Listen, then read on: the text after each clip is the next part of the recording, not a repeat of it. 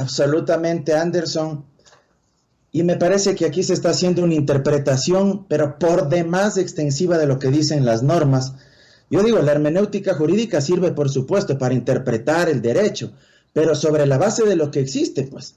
Yo repreguntaría, y le planteo esto a la opinión pública, ¿cuál es la disposición expresa que establezca, que señale en el Código de la Democracia o en los reglamentos que el binomio y la lista como tal para presidente y vicepresidente de la República tiene que ser rechazada ya de facto y que ni siquiera debe existir poco más una resolución del Consejo Nacional Electoral para que se pueda calificar o rechazar a uno de los integrantes de la lista? ¿Cuál es la disposición?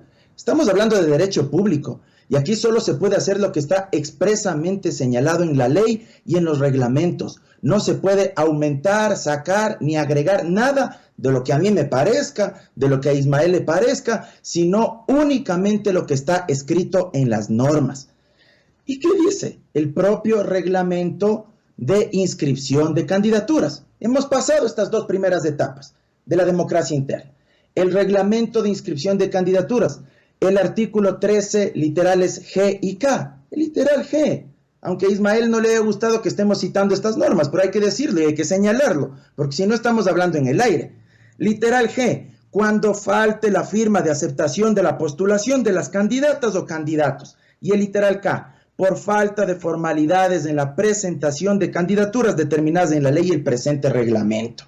Es decir, son causales para negar la inscripción. ¿Pero qué dice el artículo 14 del propio reglamento? Concordante con el 104 del Código de la Democracia.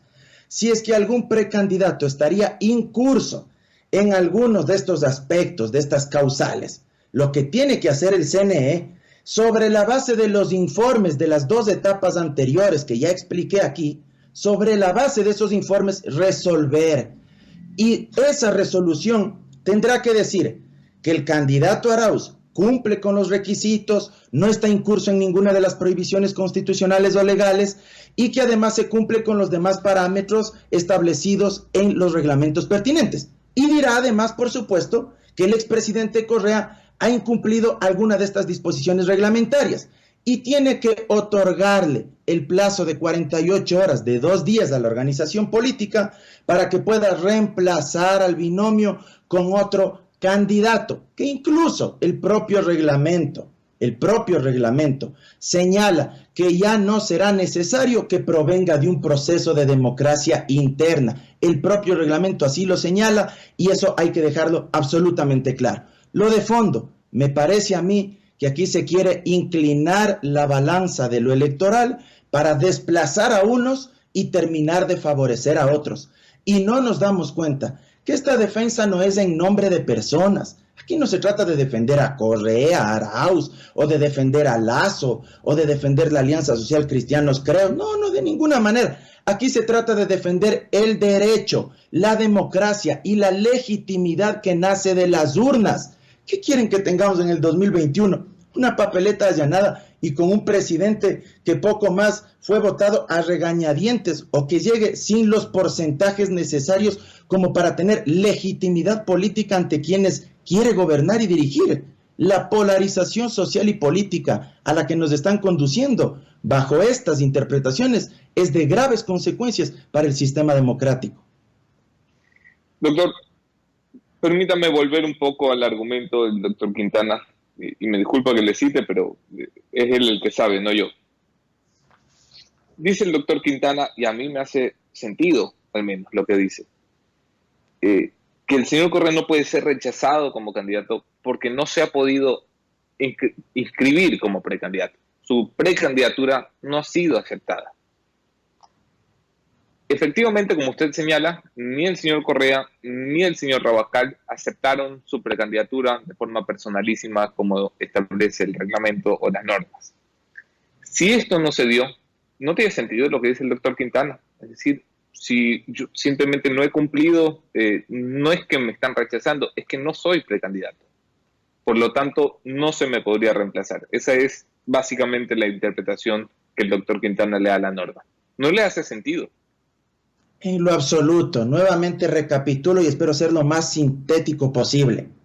3 momentos. Momento 1, proceso de democracia interna. Ahí elabora un informe un delegado del CNE. Momento 2, el tema de la aceptación personalísima de la candidatura con esa disposición que, repito, se incorporó recién en julio de este año, no estaba en el 2012.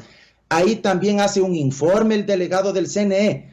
Y esos dos informes, Anderson, sirven de base, de sustento, de referencia, si tú quieres, para que el CNE, los consejeros, resuelvan en el tercer momento, que es la inscripción de candidaturas cuando se presenta la solicitud. ¿Y quién es el que tiene que verificar que los requisitos se cumplan, que lo que está establecido en los reglamentos sea acorde y esté dentro del expediente con todos los documentos que se acompañan?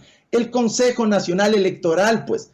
Si es que un precandidato está con prohibición, debe pensiones alimenticias y no puede ser candidato, ¿quién tiene que resolver eso? Pregunto yo, ¿el delegado del CNE mediante un informe, el Twitter o la autoridad del órgano electoral, que son los consejeros? Ellos tienen que resolver, pues. Y el momento que se resuelve, ahí disponen que tales candidatos cumplen, califican, y que otros candidatos no cumplen con lo que establece la norma legal o reglamentaria y se manda a reemplazar. Es así de simple, no hay por dónde perderse en este sentido. A mí me da la impresión que algunos sostienen la hipótesis o la teoría de que como no se aceptó esa precandidatura de forma personalísima, consecuentemente en el CNE tendrían que cerrarles las puertas y poco más, ponerles aldaba y ni siquiera recibirles el expediente, la solicitud. ¿Quién tiene que resolver? Los consejeros del Consejo Nacional Electoral, nadie más. Ellos son la autoridad electoral. De acuerdo. Doctor, hemos escuchado su criterio, el criterio del doctor Quintana. Creo que la audiencia es suficientemente madura para sacar sus propias conclusiones. Le agradezco muchísimo, de todas formas, la participación en este espacio. Te envío un fuerte abrazo, Mauro. Gracias a ti, Anderson, y simplemente reflexionar que hay que ganar en la cancha, hay que ganar sudándola. La legitimidad te la da el triunfo cuando tú disputas electoralmente. Se puede tener el árbitro, el estadio, las cabinas de radio, lo que tú quieras, pero si quieres ganar en la mesa, ese triunfo, créeme que es amargo y la gente no lo va a aceptar democráticamente.